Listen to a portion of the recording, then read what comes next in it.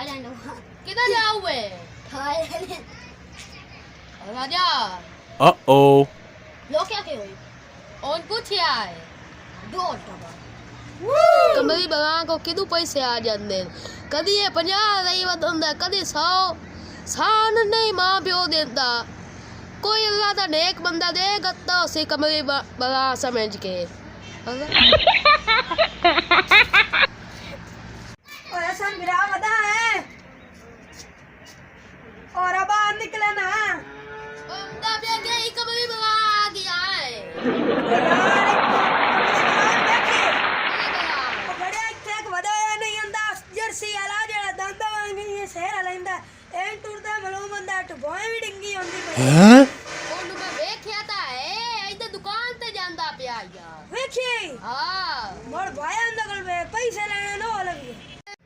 ਕਦੋਂ ਦੇ ਪੈਸੇ ਲੈਣੇ ਇੰਨੇ ओ बड़े 2-3 महीने हो गए नो लायन कमले बना दिया एक तलब दे नहीं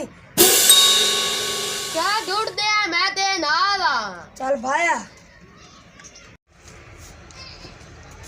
पानी फिर नमक ललकाई बंगाला कदी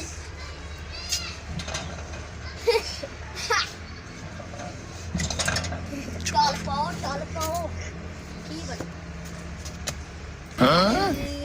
चलो मोर ਆਏ ਖਲੋਤਾ ਏ